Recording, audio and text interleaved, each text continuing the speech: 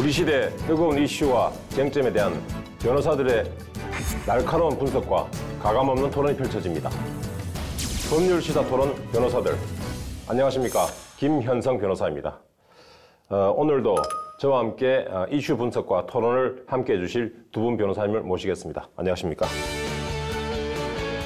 안녕하십니까? 신유진 변호사입니다.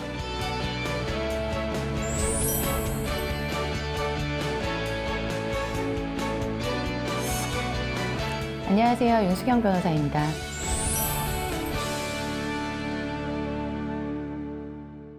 자, 그럼 본격적인 토론에 앞서 최근 우리 사회에서 크게 이슈가 되고 있는 사건 하나를 두 분과 잠시 짚어보고 가겠습니다.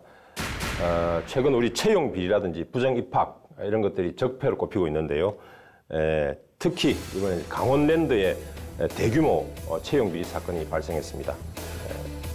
이제 조사 결과 무려 226명이 부정 합격한 것으로 드러났는데, 이에 대해서 가담자나 부정 합격자 처리에 대한 후속 조치가 미흡하다는 지적이 있었죠. 이에 청와대가 결국 사실상 해고에 해당되는 직권 면직이라는 칼을 빼들었습니다. 물론 요즘 같은 취업 대란의 시대에 부정한 방법으로 취업을 하는 사람들은 엄벌해야 되는 것은 마땅합니다. 그리고 그것이 국민 법감정에도 부합하고 또 정의관념에도 맞는 것 같습니다. 그런데 강원랜드 노조는 채용 비리 관련 직원 226명에 대한 직권 면직 방침과 관련해서 법적 대응을 하겠다고 밝혔습니다. 확정되지 않은 혐의를 두고 일단 퇴출부터 시키고 보자는 그런 것은 문제가 있다라는 것입니다. 앞으로 꽤나 대립 양상이 펼쳐질 것 같은데요. 먼저 두 분 변호사님께 이번에 청와대가 직접 직권 면직이라는 강력한 대응을 한 것에 대해서 법적으로 어떤 의견을 가지고 계신지 말씀해 주시겠습니까? 우리 먼저 윤 변호사님께서 말씀해 주십시오. 네, 이번 강원랜드 채용비리 직권 면직 사안은요, 검찰의 기소나 사법부의 판단이 이루어지지 않은 상태임에도 불구하고 검찰 수사와 산업부의 조사 결과만으로 징계할 수 있다라고 하는 첫 사례가 되겠는데요. 면직 대상 중에는 본인이 채용비리 대상자인 줄도 몰랐다고 억울함을 호소하는 사람도 있다고 합니다. 사법 처리까지 마친 뒤에 해고나 후속 처리를 하는 경우에 늦어진다라고 하는 의견도 있을 수는 있는데요. 어떤 경우라도 부당한 피해자가 나오는 것은 방지해야 되기 때문에 먼저 시시비비를 정확하게 가린 후에 경중에 따라서 처벌하는 것이 마땅하지 않나라고 생각합니다. 저는 일단 이 부분을 진 변호사님 말씀하신 것과 약간 다른 관점인데요. 지금 검찰 수사가 개시된 상황에서 얼마든지 징계가 가능하고요. 그 직권 면직이라는 것은 후속 조치가 이제 직권 면직 등 인사 조치를 하겠다, 해야 된다라는 강력한 의사표시를 한 건데, 지금 공기업이지 않습니까? 강원랜드는. 공기업뿐만 아니라 국가기관에 있는 공무원들이 어떤 잘못을 했을 때 검찰 수사 중에 있을 때도 충분히 직위해제 당하고 그에 따른 징계 절차에 의해서 면직이 되고 해임도 되고 파면도 됩니다. 그렇기 때문에 절차상 아직 문제가 없다. 그리고 이거에 대해서 법적인 대응을 하겠다. 이건 당연한 겁니다. 불복 수단이 있다는 거는 법치주의 국가에서 당연하다고 생각합니다. 그러면 윤 변호사님은 아직 우리 검찰이나 법원의 판단, 법적인 판단이 없는 상태에서 먼저 직권 면직한다는 것은 문제가 있다라는 그런 취지의 말씀이시고, 신 변호사님은 형사처벌과 무관하게 징계는 별도로 가능하다. 그렇기 때문에 특별히 문제가 없어 보인다라는 말씀을 해주셨는데, 일단 부정한 방법으로 우리 입사를 한 경우 이럴 때는 분명 잘못된 거 맞습니다. 물론 이제 그렇다고 해서 해고하는 과정도 사실은 올바라야 되겠죠. 그렇지 않고 부정하게 입학했다고 해서 또 해고하는 과정도 또 이상하게 해고한다면 또 이것도 문제가 될 것이라는 지적이 사실 있거든요. 이 부분에 대해서는 우리 신 변호사님 어떻게 생각하시나요? 예, 그렇기 때문에 강원랜드도 인사 규정이 있고요. 인사 규정을 살펴보면은 제40조에 징계를 규정하고 있는데요. 1호 부정한 행위를 한 때, 4호 직무의 내외를 불문하고 회사의 명예를 손상하였을 때, 5호 고의 또는 중대한 과실로 회사에 중대한 손해를 끼쳤을 때, 이렇게 징계 사유에 지금 이 부정한 청탁에 의해서 합격했다는 사실은 이런 징계 사유에 해당합니다. 충분히 해당하고요. 근데 이제 청와대가 말하는 직권 면직이라는 것은 여기서 약간 다른 뉘앙스인데요. 그 면직이라는 거에는 크게는 세 가지로 볼 수 있습니다. 자발적으로 자기가 퇴사하는 의원 면직이 있고, 그리고 일정 사유가 발생하면은 일방적으로 퇴사하게 되는 직권 면직이 있고, 그리고 이제 징계에 의해서 면직이 되는 해임이나 파면. 근데 강원랜드 인사 규정에는 해임이나 파면이라는 규정이 아니라 단순 면직이라고 이제 돼 있기 때문에 면직 그렇기 때문에 이 직권 면직이 그 법상 직권 면직이냐 아니면 징계에 의한 면직이냐 예. 그 부분에 대해서는 저는 약간의 논란의 여지가 있다고 봅니다. 그럼 이게 이제 사실은 뭐 어쨌든 징계는 할 수 있는데 그럼 이게 이제 청와대가 개입을 해가지고 예, 맞습니다. 청와대가 개입을 해서 이 잘잘못의 어떤 정도라든지 또는 뭐 또 사람 226명에 대해서 각각 다 다를 수도 있는데 그 구체적 사정이 그럼에도 불구하고 전체적으로 직권 면직하겠다 이런 식으로 하는 게 이 과연 그럼 정의관에 부합하느냐 이런 문제가 있을 수 있거든요. 그렇죠. 이에 대해서는 어떻게 생각하십니까? 그러니까 이게 청와대가 직접 어떤 인사 조치에 개입한다는 이런 모양은 매우 저는 좋지 않다고 봅니다. 왜냐하면 이게 어떤 최고층의 권력이 공기업의 사무직이라는 그 최하위 어떤 직원의 인사까지 뭐 총괄하겠다? 이런 식은 좀 곤란하다고 봅니다. 그래서 그 인재개발위원회에서 적법한 절차에 따라 징계를 열 수 있도록 청와대가 그런 것을 오히려 권고를 해야지 직권 면직 등 뭐 인사조치 하겠다 너무 강하게 말하는 거는 문제가 있다고 봅니다. 그러면 강원랜드 공기업인데 해고와 마찬가지인 직권 면직이라고 한다면 만약에 직권 면직 해야 된다고 한다면은 강원랜드에서는 이제 예를 들면 직권 면직 할 수 있는 어떤 뭐 절차라든지 뭐 사유라든지 이런 게 규정이 돼 있을 것 같은데 윤 변호사님 그런 게 좀 있죠? 네, 강원랜드 인사 규정에 따르면요, 채용 후에 결격 사유가 발견이 되거나 직위가 해제된 직원이 일정 기간이 지나서 직무 수행 능력이 떨어질 경우에 직권 면직이 가능하도록 되어 있습니다. 그러면 이제 이 지금 말씀하신 내용을 보면 인사 규정에는 채용상의 어떤 비리가 있었다. 이럴 때는 지금 결격 사유로 명시되어 있지는 않은 것 같은데요. 예, 그 결격 사유를 구체적으로 살펴보면요. 예. 피성년 후견인이나 피한정 후견인 등을 비롯해서 입사 구비 서류에 허위 사실을 적은 경우, 그리고 신차 검사에서 불합격을 한 경우, 그리고 금고 이상의 형을 받고 집행을 마치더라도 5년이 경과하지 않은 경우에는 결격 사유가 된다라는 규정이 있고요. 이 밖에도 형사사건으로 유죄가 확정되거나 채용 요건에 해당했던 자격이나 면허가 취소된 경우 직권 면직이 가능합니다. 물론 뭐 무단 결근이라던가 질병, 직제 개편 등과 관련된 조항도 있습니다. 그럼 여하튼 우리가 이제 부정하게 청탁을 해서 들어갔던 어떤 입사, 그다음에 합격 점수를 조작했다. 만약 이런 뭐 사유들은 명시돼 있지는 않지 않습니까, 그죠? 인사 규정에. 네, 사실 그런 점들이 문제로 지적되고 있는데요. 예. 지금 사례에서 보여지는 것처럼 합격 점수를 조작한 사례 이런 것들이 인사 규정에 없기 때문에 조금 많이 논란이 되고 있습니다. 자, 그러면은 신 변호사님, 만약에 이게 우리가 이제 사유에 이제 해당하지 않을 수도 있고 해당할 수도 있는데, 만약에 이게 해당한다면은 혹시 청와대가 발표한 직권 면직이 실제로 이루어지려면 뭐 이 인사 규정이 지금 현재 인사 규정 안에는 구체적인 이런 조항이 없는데 이 규정을 손질을 해야 되나요? 아니면 안 해도 되나요? 예, 이 인사 규정 자체 아까 제가 말씀드렸던 거는 이제 징계 사유에 해당할 수 있는 제 40조 징계를 말씀드린 거고요. 직권 면직은 46조에 규정하고 있습니다.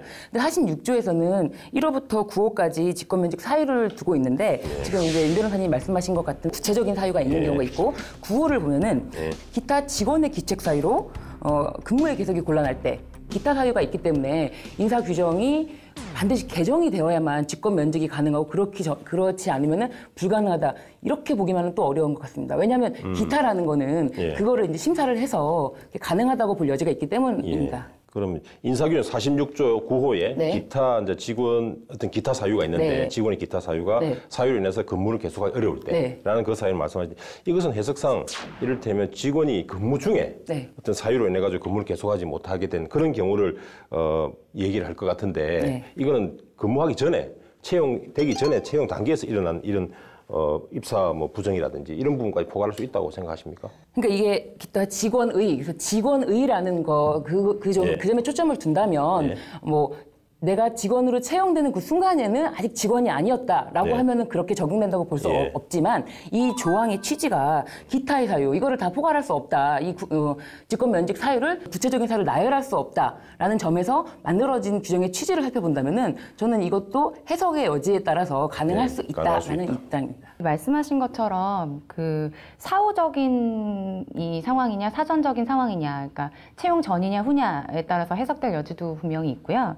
그리고 제가 제가 아까부터 말씀드린 것처럼 지금 기타 직원의 귀책 사유로 근무 계속이 곤란한 경우라고 규정이 되어 있다고 하셨는데 지금 제가 문제를 제기하고 싶은 부분은 직원의 귀책 사유가 명백한지에 대한 부분이기 때문에 그 부분에 대해서 시시비비를 명확히 가린 후에 또 적용을 해야 된다라고 생각을 하고요. 이렇게 규정 자체에 대해서 논란이 이렇게 있음에도 불구하고 좀 무리하게 적용을 해서 면직을 하는 것은 조금 부당할 수 있지 않나, 좀 신중해야 될 필요가 있지 않나라고 생각합니다. 자, 그럼 이렇게 지금 언론에 보도되는 바와 같이 앞으로도 아마 채용 비리와 관련된 부분들이 아마 이 사건뿐만 아니라 계속 아마 좀 터져 나오지 않을까 생각이 됩니다. 그럼 그때마다 사실 강원랜드 이 경우처럼 인사규정의 어떤 논란 또는 그때마다 청와대가 개입해서 뭐 직권 면직하라, 어떻게 하라 이런 지침을 내릴 것인지 이것도 사실은 문제거든요. 그래서 이에 대해서 앞으로 만약에 이런 인사비리 문제 또는 입사와 관련된 어떤 그런 부정한 부분이 있을 때 우리가 어떤 기준을 가지고 또 어떤 원칙을 가지고 처리하는 것이 좋을지 이 부분 두 분 양 변호사님께서 한 말씀 해주시면 감사하겠습니다. 먼저 우리 윤 변호사님께 여쭤볼까요? 네, 이제 채용 비리를 좀 엄중하게 대처해야 된다라는 입장에서 정부가 작년 11월에 채용 비리에 대한 신고센터와 특별대책본부를 설치했는데요. 공공기관의 채용 비리를 상시적으로 점검하고 그 신고센터를 상설화하자라는 것은 공정한 경쟁 환경을 조성하는 데 있어서 큰 역할을 할 수 있다고 생각합니다. 그래서 이러한 정교한 시스템, 채용 비리를 막을 수 있는 정교한 시스템이 정책에 반영되는 것이 무엇보다 중요하다고 생각하고요. 그리고 구체적으로는 이제 채용에서 비리가 있었던 합격자의 경우에는 합격이나 임용을 취소하고 최소 5년간 응시 자격을 제한하도록 엄격하게 규정하는 한편 이것을 이제 채용 공고에 사전에 명시하는 것도 중요하다고 생각하고요. 이들을 즉시 업무에서 배제하고 징계를 할 수 있는 근거를 마련할 필요가 있다고 생각합니다. 그리고 이 합격자뿐만 아니라 조정 입사에 관여했던 관계자들에 대한 그런 조치나 후속 조치에 소극적인 관계자들에 대한 엄격한 인사 책임을 물을 필요도 있다고 생각합니다. 저는 일단 이제 아까 말씀드렸던 것처럼 아직 절차적 이 후속 조치에 대해서 절차적인 문제가 지금 기사에 보도된 것이 확인되지 않은 부분들이 많이 있기 때문에 이 부분 좀 더 확인해야 돼서 절차적 정법성을 준수하지 않은 것은 아니다. 아직까지는 그런 측면에서 보자면은 일단 어떤 경우에도 실체적 사유가 있고 절차적 사유가 모두 정당성을 지켜야 된다고 생각합니다.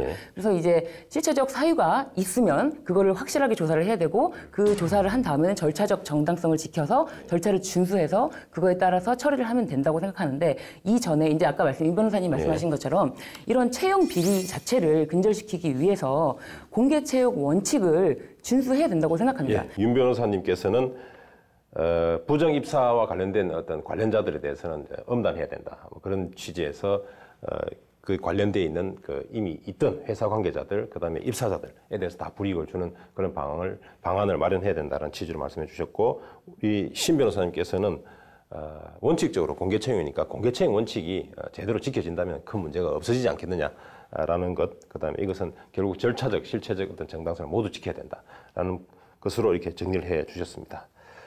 자, 그럼 지금부터 법률 시사 토론 변호사들 오늘 주제를 화면으로 만나보시겠습니다.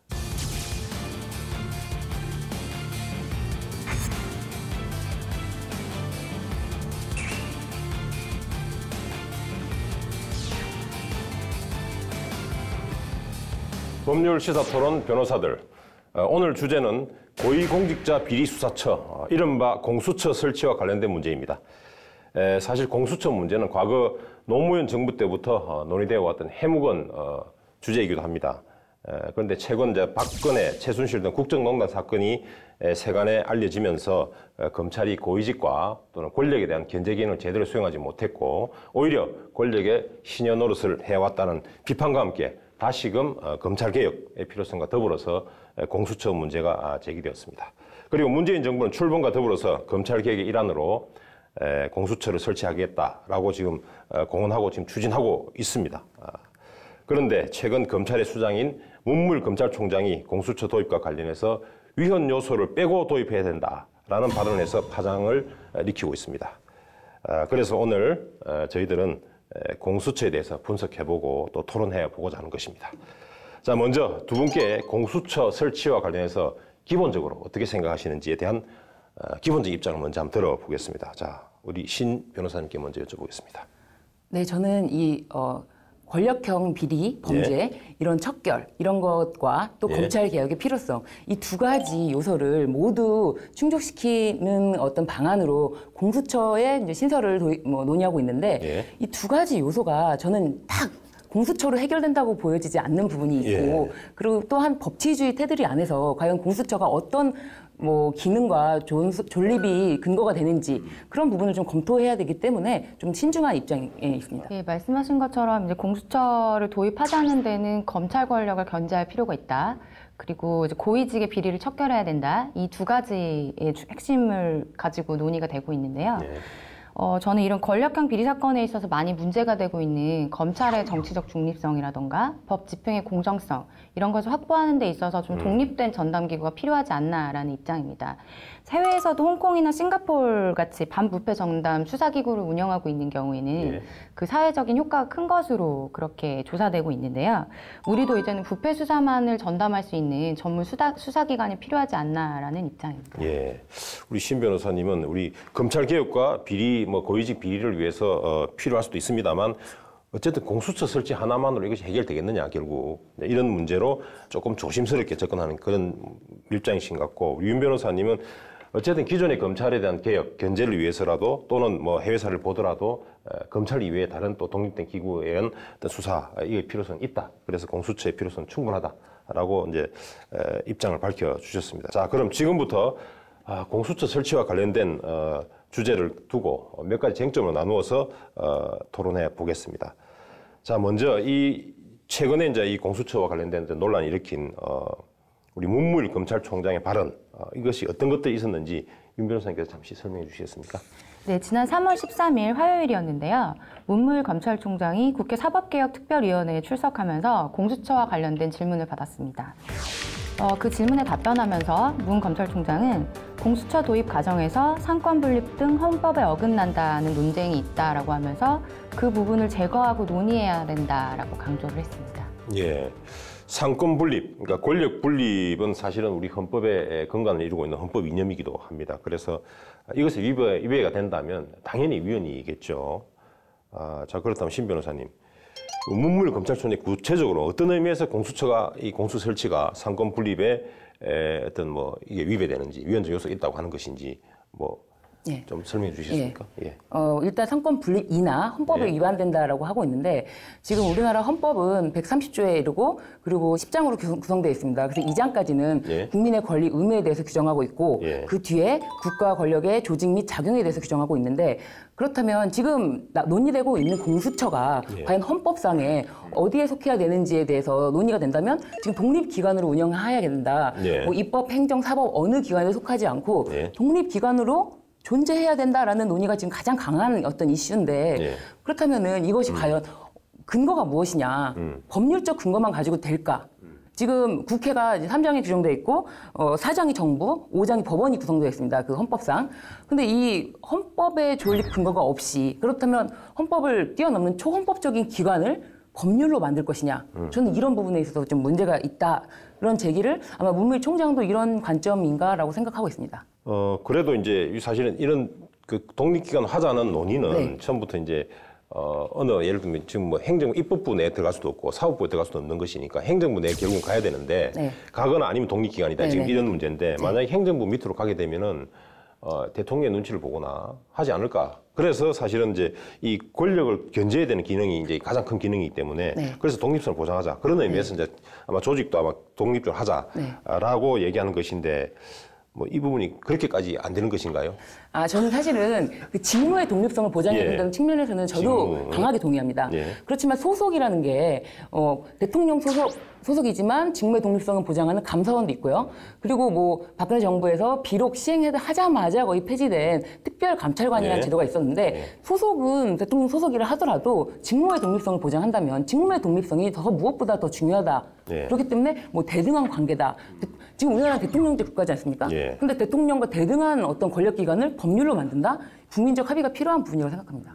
그러면 직무 독립이 중요한 것이 조직상의 독립보다는 직무 독립이 중요하다라는 말씀하셨고 자, 그러면 우리 윤 변호사님 행정부로부터 독립된 어떤 기관으로 이게 만들어가지고 설치해서 그 수사권을 부여하는 것, 이것 자체 위헌이라고 생각하십니까? 그러니까 사실 수사라는 행위가 진행되면 국민의 기본권을 침해할 수 있는 소지가 다분하기 때문에 뭐 대통령을 수반으로 하는 행정부가 담당하는 것이 상권분립의 취지에 맞다라는 데는 저도 동의를 합니다만 아까 말씀하셨던 이제 특별감찰관 제도를 말씀하셨는데 특별감찰관 제도가 그 역할을 제대로 다 하지 못했고 그리고 뭐 검찰의 셀프 수사가 많이 비판되어 왔고 이런 현실 속에서 공수처와 같은 독립기구의 도입이 절실하다라는 여론이 국민 여론의 대다수이기 때문에 이런 부분도 경청할 필요가 있지 않나라고 생각합니다. 예, 우리 문무일 검찰총장도 사실은 이제 독립된 유연적 요소라고 말씀하신 우리 신 변호사님 말씀하신 것처럼 독립된 기관으로 하는 것보다는 행정부 산하에 설치해야 되는 것이다 라는 취지로 사실은 발언을 한 것으로 보이는데 그렇다면은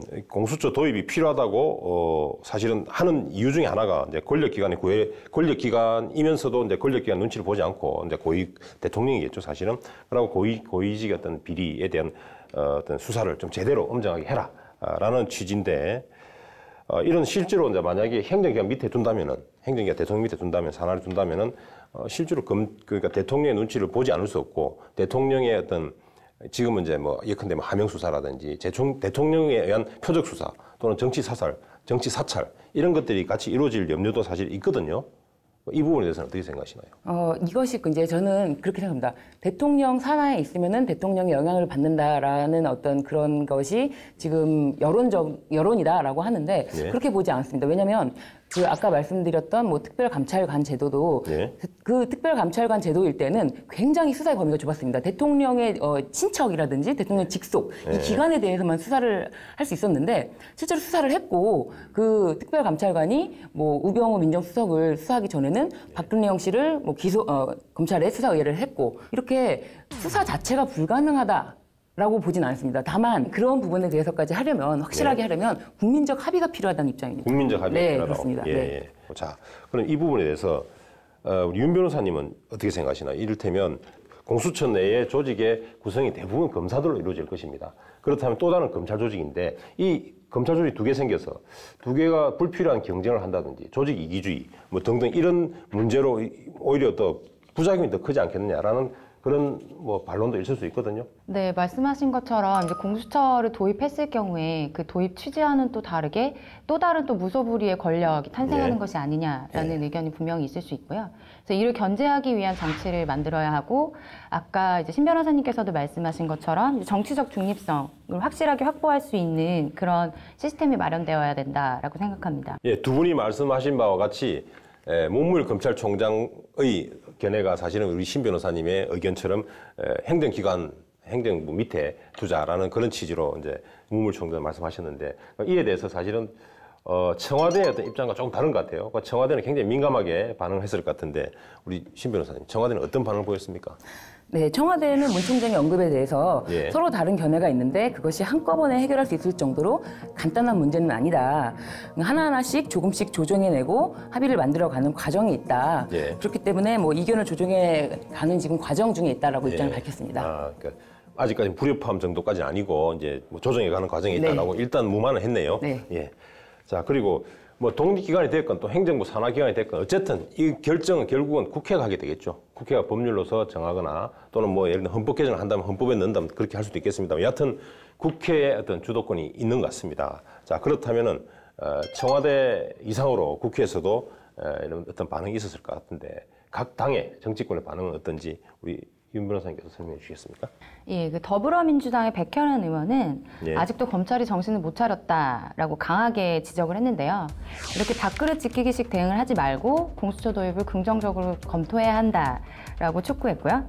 여기 반해서 자유한국당 장제원 의원은 공수처에 대해서 사실상 반대이지 않냐라고 하면서 문 총장이 청와대 조국 민정수석의 안이나 검찰개혁위원회 안을 전면 거부한 것은 아니냐라는 발언을 했습니다. 예. 자, 그럼 지금까지 공수처 설치와 관련해서 권력 분립 또 상권 분립 위배되는 것인지 여부 이제 근데 위헌성 여부를 지금까지 살펴보았습니다. 그리고 특히 이제 이와 관련해서 독립기관으로 둬야 될지 아니면 행정부 산하기관으로 설치해도 되는 것인지 또 함께 살펴보았습니다. 근데 우리 이제 정부의 예를 본다면은 분명히 행정 기능이긴 한데 독립기관화하고 또 실제로 직무상 독립을 보장하는 기관들이 있습니다. 그 중에 가장 큰 대표적인 것이 이제 한국은행이라든지 또는 이제 선거관리위원회, 어떤 선거관리 기능 이런 것들은 분명히 정부의 행정 기능임에도 불구하고 이미 독립화되어서 실제로 독립적으로 다 운영이 잘 되고 있습니다. 그래서 이렇게 뭐 사실은 공수처도 운영이 된다면 좋겠습니다. 그래서 현실적으로는 실제로 우리는 독립기관으로 할지 행정부 기관으로 할지 이거 자체가 사실 정쟁일 뿐이고 그보다 더 중요한 것은 어떻게 직무상 또는 기능상 독립을 확보하느냐 이것이 더 큰 관건이 아닌가 그렇게 생각을 합니다. 자, 이제 공수처가 만약에 실제로 설치가 된다면 그 권한은 어디까지 줘야 될 것인지 이것이 문제가 될 것입니다. 이번에 두 번째 쟁점으로는 공수처와 관련된 권한 문제를 살펴보도록 하겠습니다. 공수처 설치의 필요성이 제기된 이후에 2017년 9월이죠. 작년 9월에 법무검찰개혁위원회의 권고안이 나왔습니다. 권고안이 이때 나왔을 때 슈퍼 사정기관이 될 것이다 라는 예측이 많았는데요. 뭐 엄청난 권한을 가졌기 때문이겠죠 아무래도. 자, 우리 신 변호사님 어떤 그때 당시에 법무검찰개혁위원회가 그 공고한 내용 어떤 것이 있었습니까? 네, 2017년 9월에 이제 법무검찰개혁위원회는 공수처에 수사권, 기소권, 공소유지권을 모두 부여하라 이런 공고안을 내놓았습니다. 그래서 이제 슈퍼 사정기관이다 이야기하고 있는데 자, 시청자 여러분들의 이해를 잠시 돕기 위해서 수사권, 기소권, 공소유지권을 모두 주라. 그래서 이 부분을 잠시 설명을 드리면 수사권이라고 하는 것은 범죄 혐의를 조사하고 증거를 수집하는 그런 어떤 권한 내지는 기능을 수사권이라고 하고요. 그다음 기소권은 수사를 종결하고 그 이후에 형사 재판에 붙여서 법원의 처벌을 구하는 그런 작용, 그런 권한을 기소권이라고 합니다. 그리고 공소유지권은 재판에서 유죄 판결을 받기 위해서 범죄 사실을 주장하고 입증하는 어떤 그런 활동, 그런 작용을 공소유지권이라고 합니다. 한마디로 이제 어떤 사건 발생했을 때 그 입건해가지고 수사하고 재판하고 모든 하여튼 끝날 때까지 처음부터 끝까지 모든 전 과정에 대해서 이제 권한을 준다라는 의미입니다. 그러다 보니까 이제 막강한 어떤 슈퍼 사정기관이다라는 말이 나온 것 같습니다. 자, 그다음에 이와 함께 이런 권한과 더불어서 또 문제는 뭐냐면 수사 대상입니다. 국가공무원법상 헌법기관의 장, 예를 들면 뭐 대통령, 국회의장, 대법원장 뭐 이런 사람들 포함한 정무직 공무원과 그리고 판사, 검사 그리고 경무관급 이상의 경찰 공무원까지 포함됩니다. 그리고 심지어 장성급 장교, 물론 그들의 배우자나 직계 좀비속, 형제 자매와 같이 그런 가족들까지도 수사 대상에 포함시켰죠.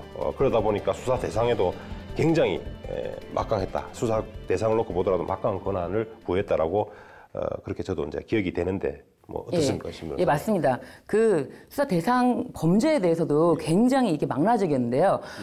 공무원의 직무 유기, 직권남용, 뇌물범죄, 공용서류 등 무효죄, 그리고 허위 공문서 작성, 강요, 공갈, 또 국가정보원법상의 정치관여, 공직선거법상의 공무원의 선거운동, 그리고 국회에서의 위증범죄까지 정치권과 고위 공무원 최고의 인사들이 저지를 수 있는 모든 범죄를 총망라해서 규정하고 있었습니다. 예, 그렇습니다. 그리고 또한 이제 또 문제됐던 게 뭐냐면 그때 당시 공고안에 나와 있는 내용 중에 중요한 것인데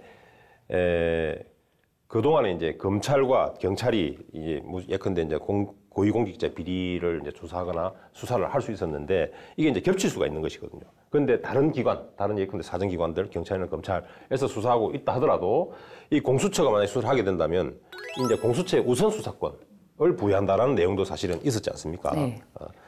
그래서 이것까지 포함해서 굉장히 이제 당시에 우리 작년 9월 달에 법무검찰위원회에서 권고안을 내놓은 공수처의 어떤 권한은 굉장히 막강했었습니다.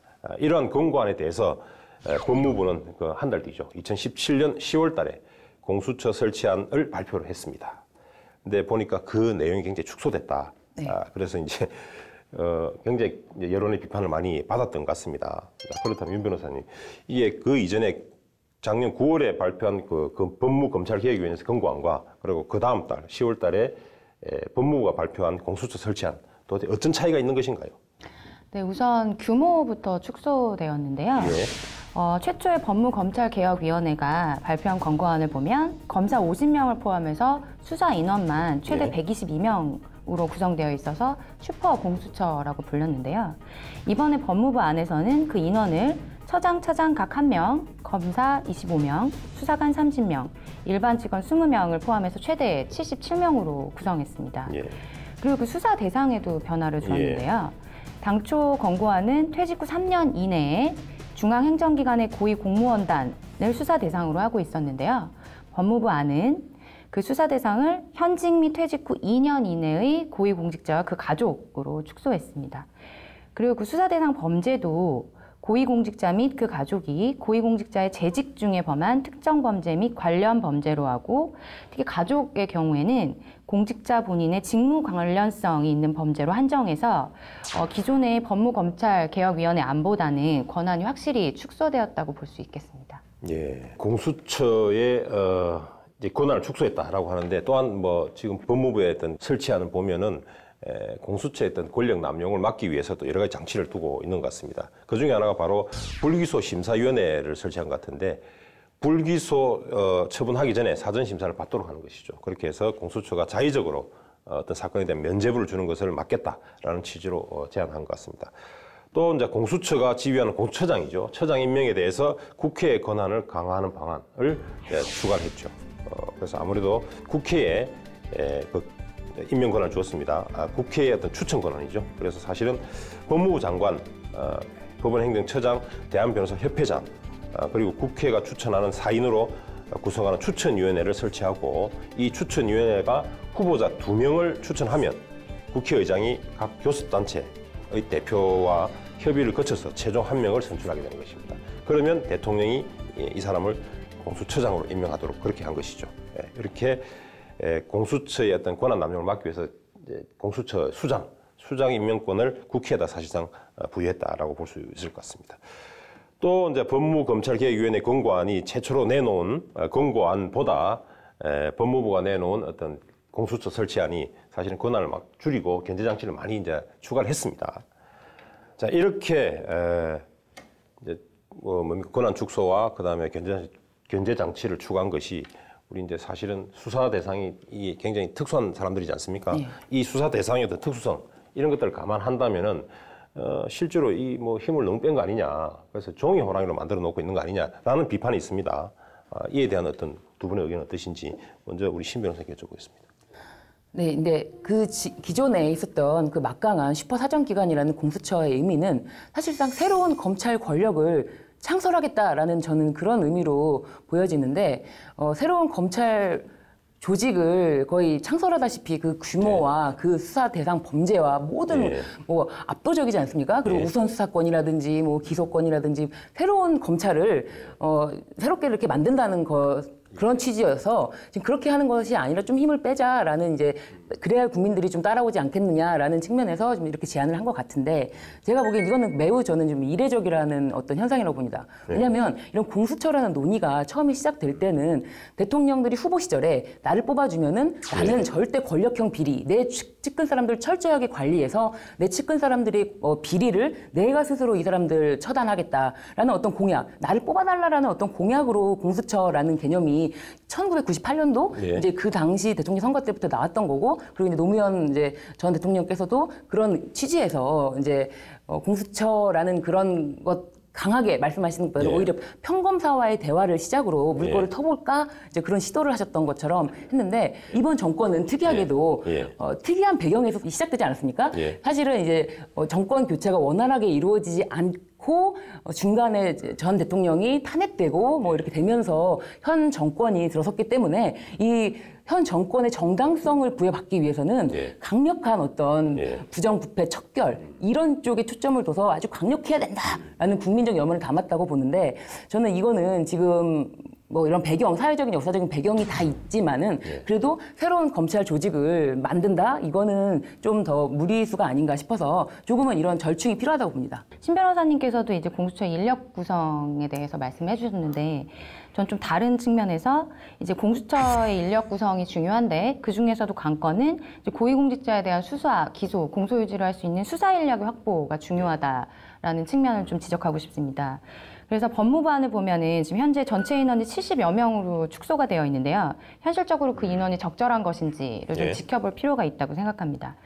그 수사 인력의 역량에 따라서 그 공수처의 역할에 그 성패가 좌우되기 때문에 유능한 인력 확보가 관건이 되겠고요. 예. 그리고 초기에는 수사 인력을 소수 확보한 후에 뭐 점차 규모를 확대해 나가는 방안도 고려해 볼 수 있다고 생각합니다. 예. 우리 신 변호사님께서는 어떤 우리 부정부패에 대한 척결을 할 필요성이 있지만 그래도 실제로 검찰이 있는데도 불구하고 또 다른 호랑이를 만드는 것은 문제가 있다. 그래서 너무 과도한 권한을 주는 것은 문제가 있다. 그런 취지로 말씀하셨고 우리 윤 변호사님께서는 물론 당연히 공수처도 권력기관이기 때문에 그 견제장치가 따라야 되는 것은 맞다. 그러나 그 실효성 확보를 위해서 수사 인력 정도는 확보를 해야 된다라는 취지로 말씀해 주신 것 같습니다. 우리가 이제 공수처장을 국회에서 정하도록 하는 부분, 만약 그렇게 하는 경우 사실은 공수처장을 임명하는 과정에서부터 사실은 정치적 소용돌이에 휘말릴 가능성이 굉장히 높습니다. 그리고 이제 또 수사 대상이 현직 고위 공무원들이라는 점에서 공수처장은 제 생각에는 야당이 추천한 인사로 실제로 임명하는 것이 그 실효성 면에서 바람직하지 않나라는 생각을 해보았습니다. 자, 이어서 다음 쟁점으로 넘어가서 말씀을 나눠보도록 하겠습니다.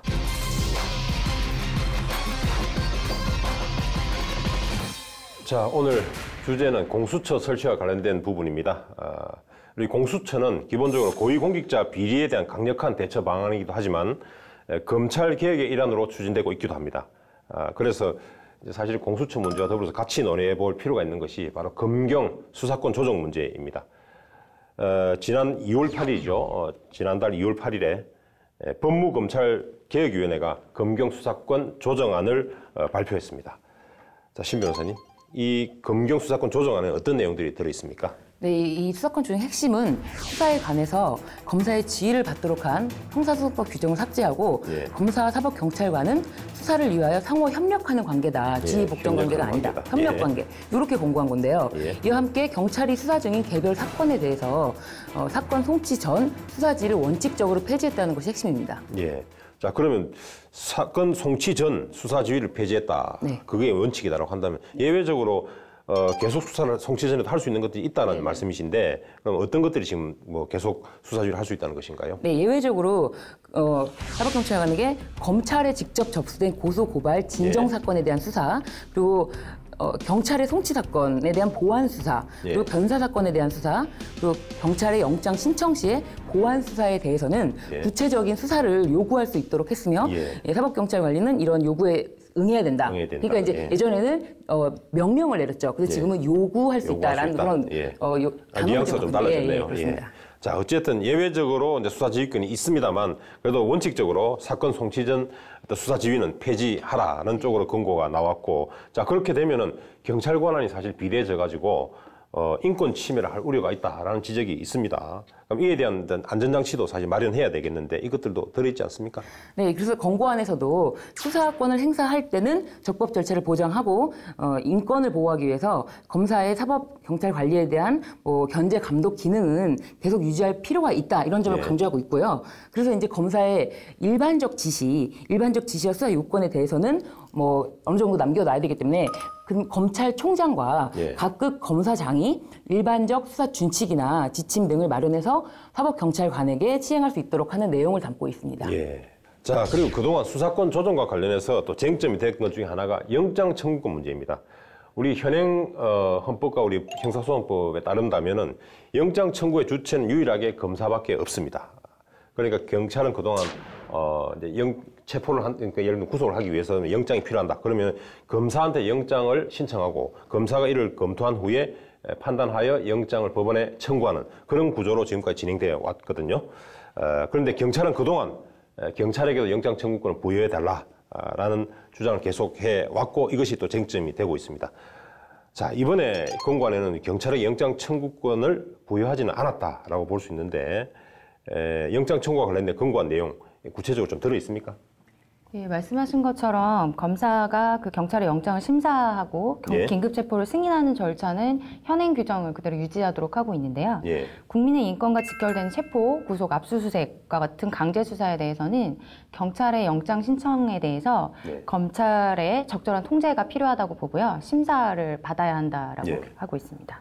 그렇다면 영장 청구권 관련해서 현행법과는 전혀 변화된 게 없이 그냥 그대로 유지되는 것인가요?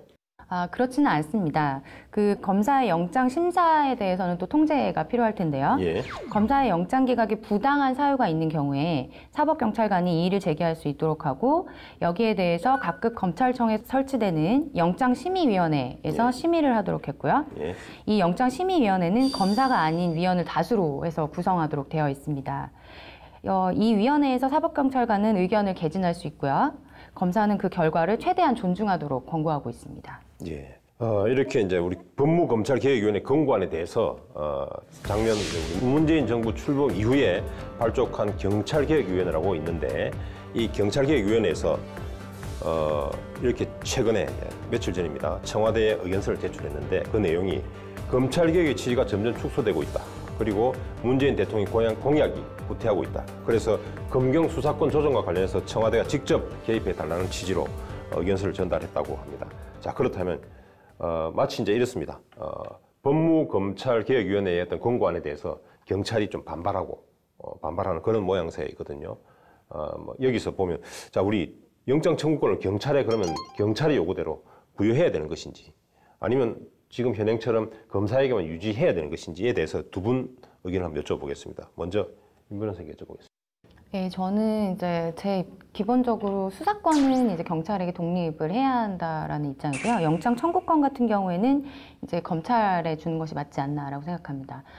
단계적으로 봐서는 이제 영장 청구권까지도 경찰 쪽에 이제 수사권 조정의 일환으로 넘겨줄 수 있겠지만 아직은 좀 시기상조일 수 있기 때문에 좀 이는 신중해야 된다라고 생각합니다. 예, 신 변호사님 어떻습니까? 네, 현행 헌법 12조, 16조에는 검찰이 신청에 의해서 법관이 영장을 발부한다라고 영장주의가 규정되어 예. 있습니다. 예. 그렇기 때문에 이 현행 헌법 하에서는 경찰이 영장 청구권을 갖는다는 것은 법치주의에 위반된다고 보는 것이 저의 입장이고요. 예. 그렇다면 이거를 전혀 통제할 수 있는 방법조차 마련할 수 없는 것이냐 그렇게 보지 않고 이 영장 청구권이 헌법 개헌을 하기 전까지는 검찰에 있으니까 그 전에는 영장을 기각할 경우에 이것을 불복할 수 있도록 항고 절차를 마련해야 된다라는 그런 입장입니다. 예. 그럼 이제 영장 청구권을 검사에게 그대로 두고 경찰에게 부여하지는 말자. 할 수는 없다. 지금 네, 현재 할 수 없다. 헌법 조항 때문에 그렇다는 네, 것이고 다만 이제 그런 경찰에게 영장 청구권이 아니지만 네. 이에 대해 불복할 수 있는 절차, 항고 절차를 마련하자라는 취지로 말씀하신 것 같습니다. 자, 우리 이제 수사권 조정과 관련해서 또 하나의 쟁점이 있는데 그것이 바로 수사 종결권입니다. 이에 대한 검경의 대립이 또 첨예한데요. 수사 종결권이라고 하는 것은 수사 개시 후에 기소 여부를 결정할 수 있는 권한을 말하는 것인데 현재 우리 현행법상으로는 기소 독점주의를 취하고 있죠. 그래서 수사 종결권은 그야말로 이제 검사에게만 있습니다. 그게 현행 우리 법인데요. 경찰은 검사에게 송치 의견이라는 이름으로 수사 종결할 당시에 의견을 제시할 수 있을 뿐입니다. 그래서 경찰은 사실은 97% 이상을 그 이상의 사건을 경찰이 처리하고 있는데 이런 현실을 두고 수사 종결권조차 없다는 것은 이게 현실과 너무 안 맞다, 불합리하다라는 주장을 계속 해왔습니다. 자, 이번에 권고안을 보더라도 경찰은 수사한 모든 사건을 검찰에 이제 송치해야 되고 또 실제로 사건 어떤 종결권, 수사 종결권은 부여받지 못했습니다. 그렇다면 자, 수사 종결권에 대한 두 분의 의견은 어떤지 한번 여쭤보겠습니다. 자, 먼저 우리 윤 변호사님께 먼저 여쭤보겠습니다. 예, 그 말씀하신 것처럼 이제 전국에서 연간 200만 건 정도의 범죄가 발생하는데 예. 그 중에서 97% 이상을 예. 경찰에서 수사를 하고 있죠. 예. 그래서 이런 수사 현실에 맞게 검경 수사권 조정이 필요하다라는 논의가 의미가 있다라고 생각하고요. 그 말씀하신 수사 종결권을 포함해서 경찰의 독자적인 수사권을 인정하는 것이 바람직하다라고 저는 생각을 합니다. 여기에 대해서 검사는 경찰에 대해서 기본적인 견제 감독 기능이 있고 기소권과 영장 청구권이 있기 때문에 이를 견제하고 통제하는 것도 충분히 가능하다라고 생각합니다. 저는 예. 지금 현행 경찰 체제에서는 네. 경찰이 이제 수사 종결권이라든지 기소 여부에 대한 그 종결 권한 자체를 바로 지금 갖는다라는 거는 좀 어렵다라고 보고요. 왜냐하면 지금 현행 경찰 체제 하에서는 그 경찰마다 지금 편차가 매우 지금 일선 경찰에 계시는 그 경찰분들마다 매우 편차가 심한데 이런 체제를 좀 시스템을 좀 보완하는 시스템을 마련해서 뭐 지금 현재 그래서 경찰도 내부 개혁안을 여러 가지 내고 있는데 그런 내부 개혁안과 더불어서 맞물려서는 좀 가능할 것 같다고 보여집니다. 예. 우리 신 변호사님은 현재의 어떤 경찰 시스템 가지고서는 수사 종결권을 가지는 것은 좀 무리가 있다라는 말씀이고 일선 경찰에서 너무 다르게 또는 뭐 편차가 심하다라는 말씀을 해주셨습니다. 예, 두 분의 이제 입장이 사실은 수사권 또는 이제 검경 수사권 조정과 관련해서 영장 청구권에 대해서는 좀 일정 부분 비슷한 의견을 가지시지만 수사 종결권에 대해서는 조금 다른 의견을 가지고 계신 것 같습니다. 그러니까 실제로 이제 우리 경찰의 어떤 역사를 본다면 경찰은 사실 일제시대 때부터 그동안 우리 이제 87년도 지금 현행 헌법 체제를 오기 전까지 사실 경찰에 의한 인권 침해, 인권 유린 어떤 사례가 너무 많습니다. 그래서 이런 부분들을 검찰에서도 계속 이제 염려하고 있는 것 같습니다. 그럼에도 불구하고 또 검찰이 대민 수사 업무를 87년 이후부터 계속 해오다 보니 경찰과 동일한 어떤 그런 인권 침해 사례가 좀 또 계속 발생하는 것이고 어떤 권한이 비대해졌습니다. 그래서 검찰에 대한 어떤 견제 그리고 아울러서 경찰에 대한 인권에 대한 의식의 어떤 제고 이런 것들이 전제가 되어야만 검경 수사권 논의가 보다 더 적정하게 또는 활발하게 이루어질 것이라 생각을 합니다. 자, 그럼 마지막으로 우리 해외에는 공수처와 같은 어떤 그런 기관이 있는지 잠시 살펴보도록 하겠습니다. 수사 개시권과 수사 지휘권 그리고 수사 종결권 그리고 영장 청구권 뭐 이런 것들은 모두 검찰이 가지고 있고 또 영장 청구권자를 유일하게 검사로 규정한 나라는 우리밖에 없다라고 알고 있습니다. 자, 공수처 만약 설치된다면 공수처는 어떤 방향으로 어떻게 설치돼야 될지 어떤 방향으로 설치되고 어떻게 운영돼야 될지 뭐 해외 사례가 있다면 함께 좀 설명을 해 주시겠습니까? 해외에서 대표적인 어떤 공수처의 기능, 부패, 반부패 조사국이라는 그런 명칭으로 사용되는 것은 싱가포르의 부패행위조사국, 즉 CPIB가 있고요. 그리고 홍콩에는 염정공소라는 부패수사기관이 있습니다. 이 싱가포르에 있는 부패행위조사국은 1950년대부터 이렇게 가장 강력하게 부패 척결 이거를 슬로건으로 해서 만들었고 이 홍콩의 염정공소가 바로 싱가포르의 이 부패행위조사국을 본따서 만든 1970년대에 만든 그런 것입니다. 예, 그렇군요. 싱가포르는 아시아 최대 청렴 국가로 유명합니다. 그리고 그런 청렴도를 유지함에 있어서 부패행위 조사국의 역할이 컸다고 알고 있는데요. 예, 그렇습니다. 이 부패행위 조사국 이전에 너무 이 지금 부정부패 뭐 이런 쪽이 너무나 지금 심각해서 거의 뭐 굉장히 엄청난 나라의 그런 기강이라든지 그런 것도 없었는데 이 부패행위 조사국이 있었고 그다음에 부패 이 조사국에 대해서 법을 강력하게 제정하고 개정하면서 이 강력한 권한을 실어주면서 이 뭐 총리 측근들도 다 같이 뭐 수사 대상이 되고 막 처벌되고 이렇게 되니까 이것이 이제 청렴도를 높이는 데 가장 강력한 역할을 했다고 볼 수 있습니다. 예. 그렇다면 이 싱가포르의 부패행위 조사국 뭐 권한은 어떻게 됩니까?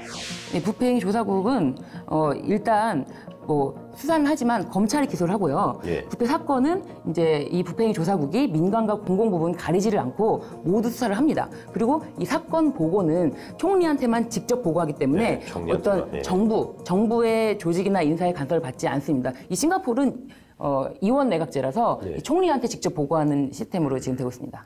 예, 그렇군요. 자, 그럼 싱가포르의 부패행위 조사국 뭐 이건 그렇고 자, 윤 변호사님, 홍콩의 염정공소는 어떻습니까? 이거는? 예, 홍콩이 아시아에서 싱가포르 다음으로 청렴도가 높은 곳인데요. 이를 지킬 수 있었던 비결이 염정공소 때문이라고 합니다. 염정공소는 1974년 2월에 홍콩 공직사회의 부패를 척결하기 위해서 해당 법률에 따라 발족이 되었고요. 행정장관 직속 기관입니다.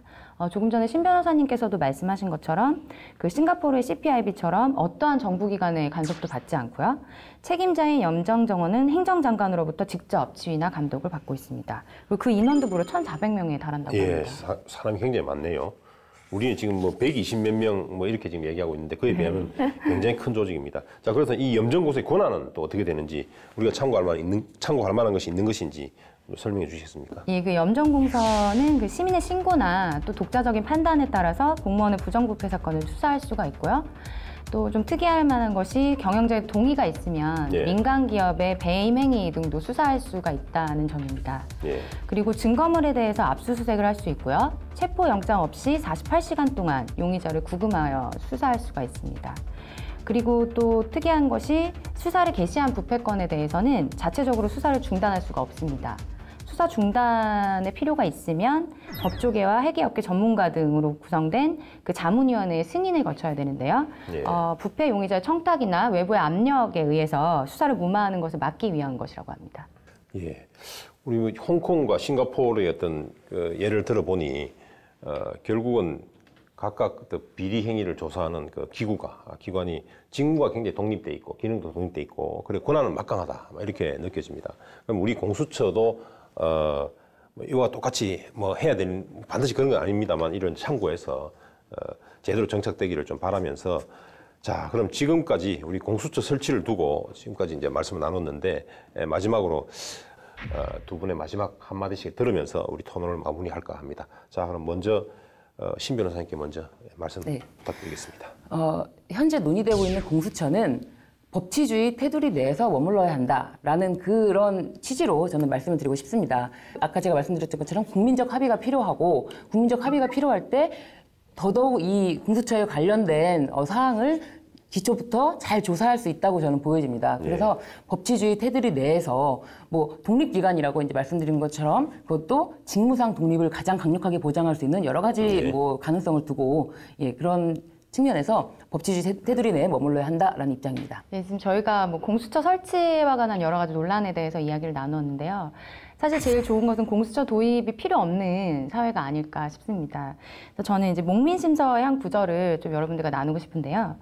욕심이 큰 사람은 반드시 청렴하려 하고 청렴하지 못한 것은 지혜가 짧기 때문이라고 하는 정약원 선생의 교훈을 다 같이 좀 새겼으면 하는 마음입니다. 자 오늘 공수처 설치와 관련된 주제를 가지고 지금까지 열띤 토론과 또 예리한 분석해 주신 두 분 변호사님께 감사드리면서 오늘 두 분과 인사하겠습니다. 자 감사합니다.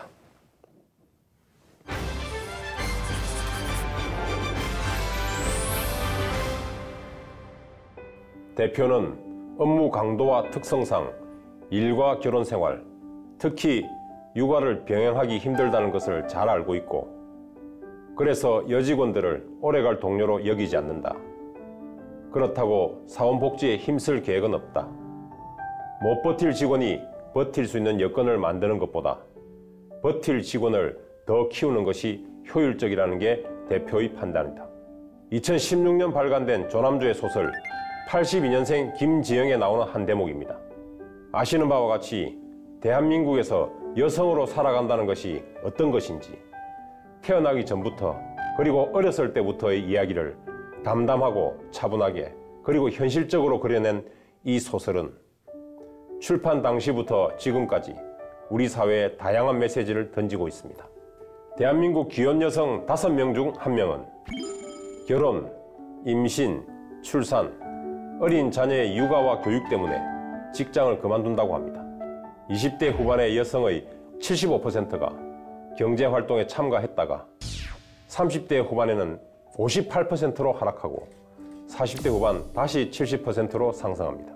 이렇듯 출산기와 육아기 전후로 한국 여성의 경제활동 참가율은 현저히 낮아집니다.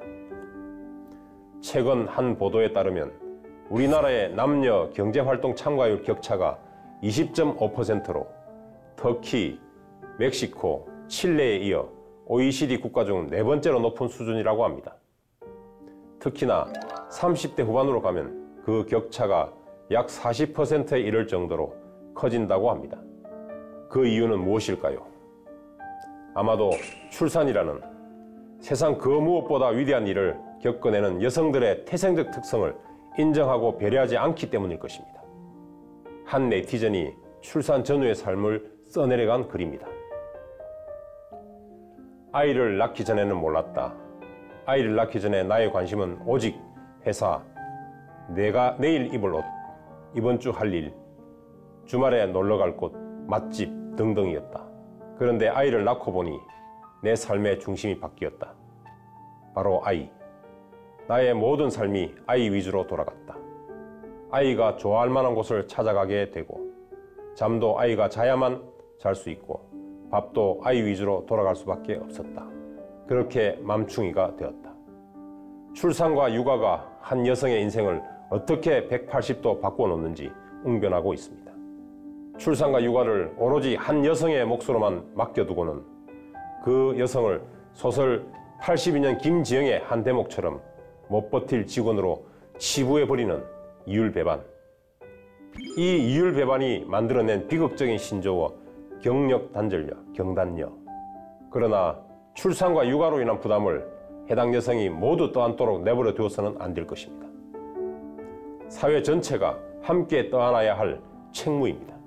임신과 출산, 육아휴직에 따른 직장 내 불이익 금지, 공공육아와 공공보육 서비스 등 보육지원제도 확충, 여성은 물론 남성의 육아휴직 활용을 제고하여 일, 가정, 양립과 양성평등 문화의 확산을 위한 노력을 일관성 있게 경주함으로써 여성 노동시장의 양적, 질적 성장을 도모해야 할 것입니다.